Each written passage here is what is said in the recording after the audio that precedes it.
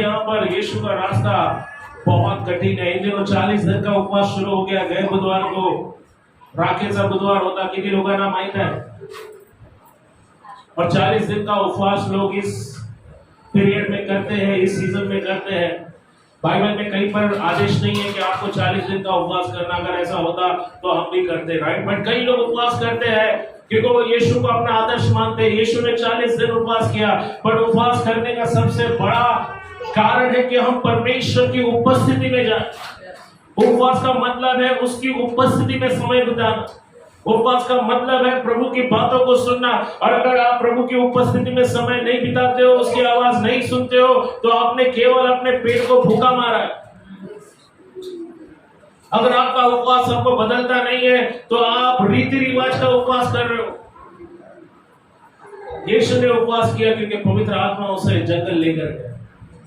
उसने इसलिए नहीं किया क्योंकि सब लोग उपवास कर रहे थे। उसने इसलिए उपवास नहीं किया क्योंकि वो एक रिवाज था, नहीं। यीशु मसीह अपनी पब्लिक सेवा शुरू करने वाले थे। बपतिस्मा लेने के तुरंत बाद उन्होंने उपवास और प्रार्थना के द्वारा खुद को तैयार किया। कलीसिया आपको भी खुद को तैयार करना है। हर रात सोने जाने के पहले आपको बोलना है, प्रभु तेरा आना निकट होगा, प्रभु तेरे आने के लिए मुझे तैयार कर। कितने लोग इस तरह से प्रार्थना करके सोते हैं? क्योंकि हमको नहीं मालूम कल का सुबह हम देखेंगे या नहीं। यूनान में एक जनरल था जिसने कई सारी लड़ाइयां जीती, और जब वो वापस रोम में आया तो वहां पर एक रिवाज था कि जो कप्तान लड़ाई जीत कर आता है उसके गले में माला डाली जाती थी, उसको रथ पर सजाकर खड़ा किया जाता था और उसका जुलूस निकाला जाता। और जुलूस में जो विजयी कप्तान है उसकी नाम के लोग नारे लगाते थे, जय जयकार करते थे।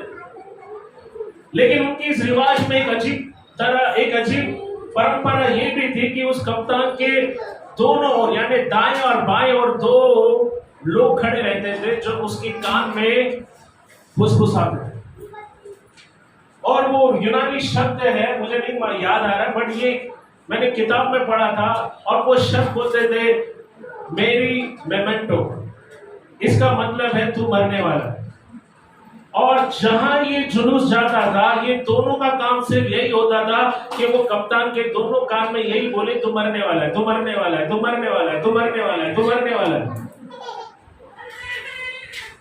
तो उसको स्पष्टीकरण दिया गया क्यों ये दोनों को खड़ा किया गया, ताकि वो कप्तान जब लोगों की जय जयकार सुनता है तो उसका मन घमंड से फूले नहीं। उसको मालूम हो कि वो मरणहार है, कमजोर है। सिर्फ एक ही व्यक्ति जिसने मृत्यु पर विजय हासिल किया, और बाइबल कहती है जितने लोग उस पर विश्वास करके अपना जीवन पूरा करते हैं वो भी एक दिन उठाए जाएंगे। देखो यहाँ पर बाइबल क्या कहती है, पहला थिस्सलुनीय 4 अध्याय और उसका 13 से 18 वचन, जल्दी से पढ़िए। हे भाइयों, हम नहीं चाहते कि तुम उनके विषय में जो सोते हैं अज्ञानी रहो। हे भाइयों, हम नहीं चाहते कि तुम उनके विषय में अज्ञानी रहो। किन के विषय में अज्ञानी रहो? जो सोते हैं। हाँ सुनो यहाँ पे, ऐसा ना हो कि तुम दूसरों के समान शोक करो। हाँ, ऐसा ना हो कि तुम दूसरों के समान दुख करो, शोक करो। उन्हें आशा नहीं, जिनको आशा नहीं है। सुनो सुनो, संसार के लोग जब मरते हैं तो वो बहुत ज्यादा रोते हैं। अफकोर्स मृत्यु एक दुख की बात है। जब कोई अपना मरता है तो हमें रोना आता है कि? पर आप देखो पूरी दुनिया में मसीह लोग जब मरते हैं तो उनका दुख मनाने का स्टाइल कुछ और होता है, और संसार के लोग जिस तरह दुख मनाते हैं उस तरह से वो दुख नहीं मनाते। पौल यहाँ पर कहता है, हे भाइयों, तुम उनके समान दुख मत मनाओ जिनको कोई आशा नहीं है। कोई लोग बेहोश हो जाते हैं, अगर उनका प्रियजन मर जाता है तो दूसरे दिन उनका भी टिकट आ जाता है। सुना है आपने? क्योंकि वो इतना ज्यादा शॉक हो जाते हैं कि वो उस अलगाव को, उस जुदाई को बर्दाश्त नहीं कर पाते। ओके, इसके लिए देखिए ये इंसानी जीवन है, जो पैदा हुआ है उसको एक दिन मरना है, मरना है कि नहीं? और सुनो यहाँ पर, लेकिन बाइबल में हमें यीशु मसीह के द्वारा आशा दी गई है कि हम उसके साथ अनंत काल के लिए रहेंगे। और यही कारण है कि हमें जब कोई मरता है तो हमें इस तरह से शोक समझो, ये जो नाम है अशोक, अशोक का मतलब क्या है? जिसके जीवन में कोई दुख नहीं है। और शोक का मतलब होता है दुख। वो कहता है संसार के लोगों की तरह दुख मत मनाओ, जिनको कोई आशा नहीं है। कोई बोलो मेरे पास आशा है, यीशु मसीह मेरी जीवित आशा है। देखो आगे पौलुस क्या कहता है, क्योंकि यदि हम विश्वास करते हैं कि यीशु मरा और जी भी उठा। कितने लोग यहाँ पर विश्वास करते हैं यीशु मरा और फिर जी उठा? कितने लोग विश्वास करते हैं? देखो बाजू वाला विश्वास करते हैं। अगर हम विश्वास करते हैं कि यीशु हमारे पापों के लिए मरा और जी उठा, तो वैसे ही परमेश्वर उन्हें भी जो यीशु में सो गए हैं उसी के साथ ले आएगा। और बाइबल कहती है जो यीशु में सो गए हैं, सभी लोग बोलो सो गए हैं। अब देखो जब कोई व्यक्ति प्रभु में मर जाता है तब उसकी मृत्यु होती है। ऐसा कोई व्यक्ति जो प्रभु को जानता है, जब उसकी मृत्यु होती है तब उस व्यक्ति का शरीर जो है भले ही कब्र में रहता है मगर उसका आत्मा प्रभु के पास जाता है। एक प्रकार से वो कभी नहीं मरता। ओके, यूहन्ना 11 अध्याय में यीशु ने कहा जो कोई ये विश्वास करता है कि मैं ही पुनरुत्थान और जीवन है, वो अगर मर भी जाए तो भी फिर से जी उठेगा, वो फिर से जिएगा। हालेलुया। कितने लोग विश्वास करते हैं यीशु मसीह जीवन और पुनरुत्थान है? मेरी मरियम को लगा कि जब जी उठने का समय आएगा तब उसका भाई जी उठेगा। यीशु ने कहा मरियम क्या तुम विश्वास करती है कि मैं ही जीवन और पुनरुत्थान हूं? और मरियम ने कहा प्रभु हम जानते हैं जब पुनरुत्थान का समय आएगा तब मेरा भाई जी उठेगा। यीशु ने कहा चल तेरे भाई के कब्र पर, और उसने जोर से पुकारा लाजर बाहर आ, और मुर्दा लाजर अपने कफन के साथ कब्र से बाहर आया। Hallelujah, hallelujah. ऐसा ही कुछ होगा। बाइबल कहती है जो लोग प्रभु में सो गए, ओके, वो भी जब यीशु आएगा तब वो कब्र में से पहले बाहर आएगा। जब प्रभु स्वर्ग से उतरेगा, वचन 14 कहता है, क्या कहता है देखो, क्योंकि यदि हम विश्वास करते हैं कि यीशु मरा और जी भी उठा तो वैसे ही परमेश्वर उन्हें भी जो यीशु में सो गए हैं उसी के साथ ले आएगा। क्योंकि हम प्रभु के वचन के अनुसार तुमसे यह कहते हैं कि हम जो जीवित है और प्रभु के आने तक बचे रहेंगे सोए हुए से भी कभी आगे न बढ़ेंगे। देखो यहाँ पर प्रभु ऐसा नहीं कहता है कि मरे हुए से आगे नहीं बढ़ेंगे। आपकी बाइबल में लिखा है सोए हुए के आगे नहीं बढ़ेंगे। प्रभु में जो लोग मरते हैं वो एक्चुअली मरते नहीं, वो क्या है? सोते हैं। हालेलुया। कितने लोग घर में अलार्म लगाकर सोते हैं? रात को मोबाइल में अलार्म लगाते हैं? हाँ, अरे लगाते हैं। कितने लोग अलार्म बजने के बाद भी सो जाते हैं वापस? हाँ, पर कितने लोग अलार्म बजते ही, ओके, कितने लोग अलार्म बजते ही उठते हैं? सो पुनरुत्थान के दिन ऐसा ही कुछ होने वाला। जो लोग प्रभु में सोए हुए हैं वो पहले जी उठेंगे। पौल कहता है अगर हम जीवित बचे रहेंगे तो हम उनके आगे नहीं जाएंगे, पर हमसे पहले जो सोए हुए हैं वो जी उठेंगे। और जब वो जी उठेंगे उनके मुर्दा शरीर को वो पहन लेंगे। जब यीशु स्वर्ग से उतरेगा तब वो विश्वासियों की आत्मा वो भी अपने साथ लाएगा जो अपने मुर्दा शरीर को पहन लेंगे और पुनरुत्थित शरीरों के साथ वापस जी उठेंगे। जो विश्वासी जीवित बचे रहेंगे वो हवा में उठा लिए जाएंगे और प्रभु के साथ इस तरह सदा सर्वदा रहेंगे। पढ़ो वचन 15 और 16 को, जल्दी से 18 तक पढ़ना है। क्योंकि प्रभु आप ही स्वर्ग से उतरेगा, उस समय ललकार और प्रधान दूत का शब्द सुनाई देगा और परमेश्वर की तुरही फूकी जाएगी। हाँ, और बाइबल कहती है कि उस समय प्रभु स्वयं हवा में उतरेगा और प्रधान दूत की तुरही फूकी जाएगी। हाँ, और जो मसीह में मरे हैं वे पहले जी उठेंगे। और जो मसीह में मरे हैं, अगर प्रभु आने के पहले हम में से कोई प्रभु को प्यारा हो जाता है तो हम पहले जी उठेंगे। आगे तब हम जो जीवित और बचे रहेंगे उनके साथ बादलों पर उठा लिए जाएंगे। और बाइबल कहते हैं कि हम उनके साथ बादलों में उठा लिए जाएंगे। आगे हवा में प्रभु में प्रभु से मिले और इस रीति से हम सदा प्रभु के साथ रहेंगे। इस प्रकार इन बातों से एक दूसरे को शांति दिया करो। अब देखो, अगर आप 5 अध्याय को पढ़े तो यहाँ पर पौलुस कंटिन्यू करता है प्रभु यीशु के आने के बारे में। अगर 5 अध्याय 1 वचन को पढ़े तो देखो पौलुस क्या कहता है। पर हे भाइयों, इसका प्रयोजन नहीं कि समयों और कालों के विषय में तुम्हारे पास कुछ लिखा जाए। ये आगे, क्योंकि आप ठीक जानते हो कि जैसा रात को चोर आता है वैसा ही प्रभु का दिन आने वाला है। सो यहाँ पर पहला सवाल जो अपने आप को हमको पूछना है वो ये है कि क्या मैं प्रभु के आने के लिए तैयार हूँ। रात में चोर आपको बता कर आएगा मैं चोरी करने वाला हूँ। कोई नहीं जानता है कि चोर किस समय आएगा, और बाइबल कहती है कि प्रभु का आना भी तो ठीक उसी प्रकार से होगा। सुने, यहाँ पर नोह और लूत के समय में पापियों को इस बात का अंदाजा नहीं था, उन्हें एहसास नहीं था कि उनको कितनी सारी सुविधाएं आशीष मिल रही है, और वो इसीलिए क्योंकि उनके बीच कुछ थोड़े विश्वासी बचे थे। सुनो यहाँ पर, क्योंकि आज हम लोग पृथ्वी पर अभी भी जीवित है, परमेश्वर इस संसार पर दया कर रहे हैं। अब पेंटिकॉस्ट के दिन कलीसियाई युग का शुरुआत हुआ, यानी जब कलीसिया वजूद में आई, अस्तित्व में आई। लेकिन जब कलीसिया पृथ्वी पर से उतारी जाएगी तब आपको मालूम है पृथ्वी का हाल क्या होगा। बाइबल कहती है हम पृथ्वी के नमक हैं, और जब तक हम पृथ्वी में हैं परमेश्वर लोगों पर दया करेगा, क्योंकि आपके घर से परमेश्वर ने आपको चुन लिया है। इसलिए परमेश्वर आपके माता पिता पर दया करेगा, आपके बच्चों पर दया करेगा। इसलिए ये दया का समय है, उठो प्रार्थना करो, क्योंकि जब आप स्वर्ग में रहोगे और आपकी आंखों के सामने आपका पति नरक में डाला जाएगा, आपके बच्चे नरक में डाले जाएंगे, आपके माता पिता नरक में डाले जाएंगे, उस समय आपकी दशा क्या होगी।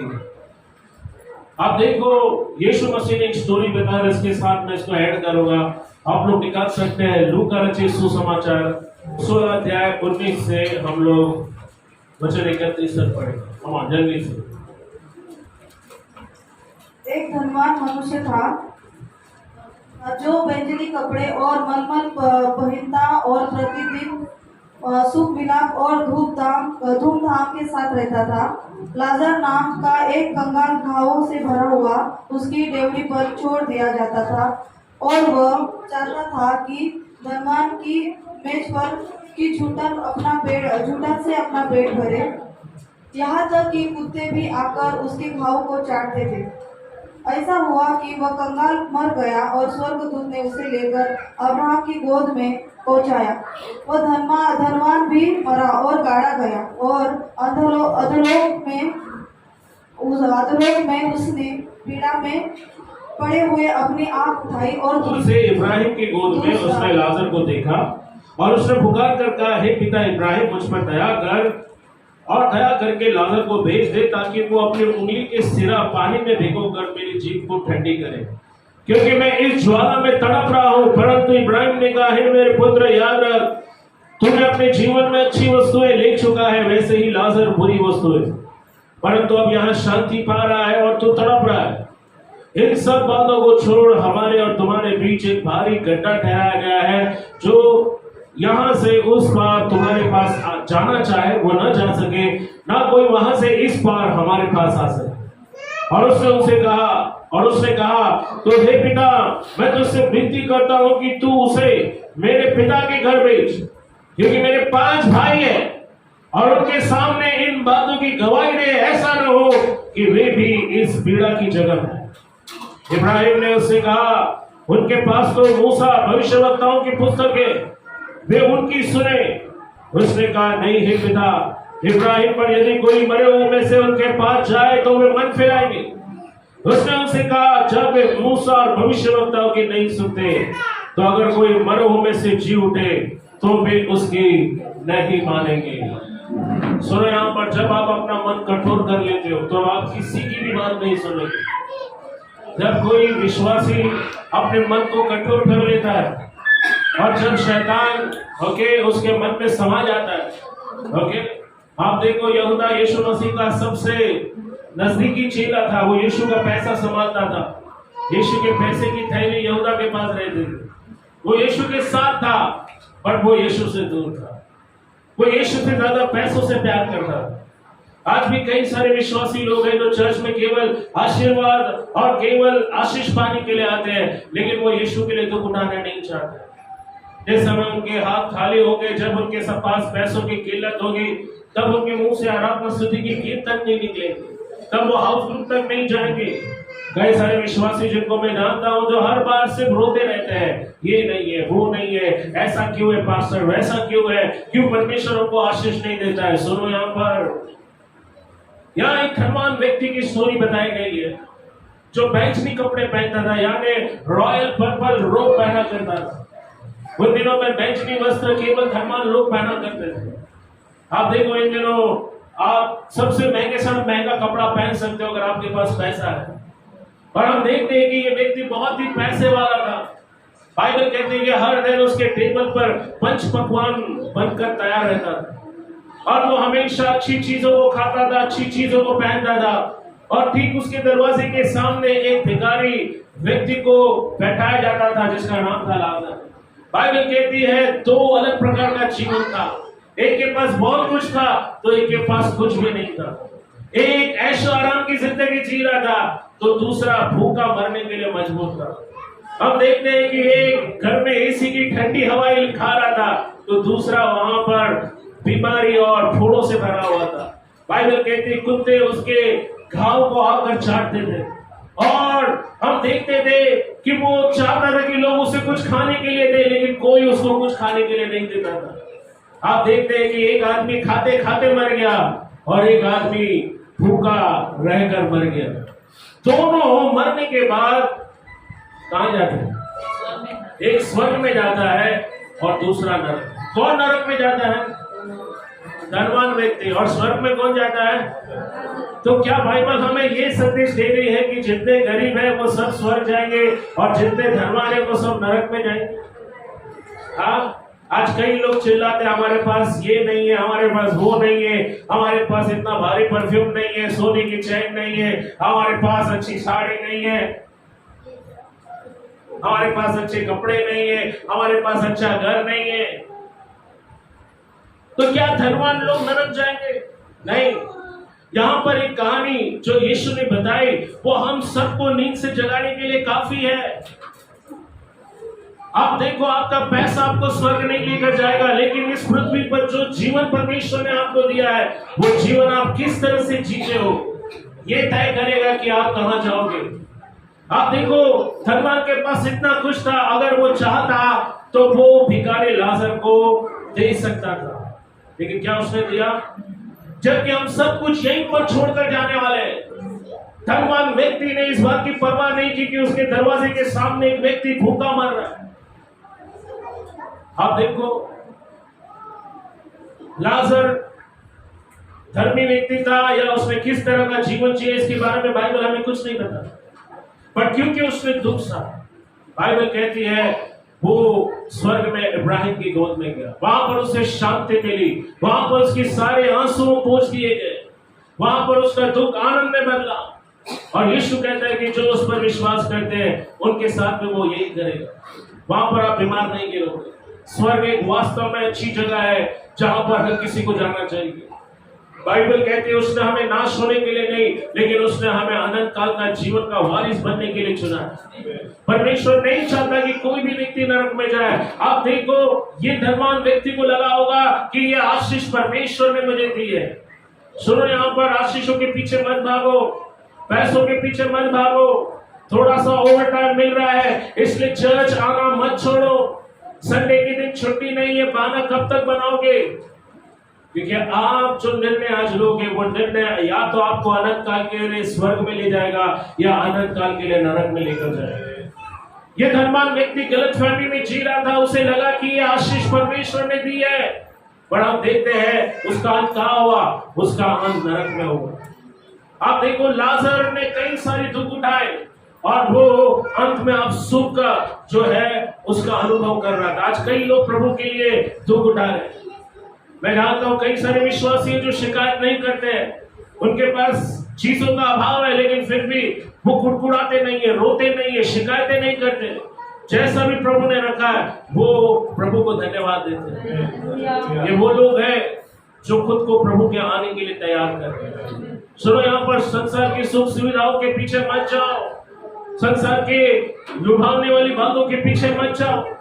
आप देखो यहाँ पर जब इस धनवान ने देखा कि लाजर मुझसे अच्छा जीवन जी रहा है और वो नरक में तड़प रहा है, और बाइबल कहती है उसने इब्राहिम से कहा कि कम से कम उस लाजर को मेरे पास भेज कि वो अपने उंगली का सिरा पानी में डुबोकर मेरी जीभ ठंडी करे, क्योंकि यहाँ इतनी गर्मी है, इतनी आग है कि मैं इसे बर्दाश्त नहीं कर पा रहा हूं।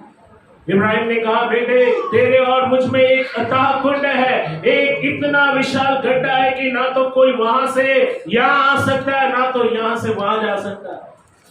सुनो, यहाँ पर उस धर्मवान व्यक्ति ने कहा, अगर वो मेरे पास नहीं आ सकता है तो एक काम कर, उसे मेरे घर भेज, क्योंकि मैं नहीं चाहता जहां मैं आया हूं, जहां मेरा अंत हुआ है, वहां पर मेरे भाइयों का भी अंत था। उसने कहा, मेरे 5 भाई हैं और मैं नहीं चाहता कि उनका भी अंत मेरे जैसा हो।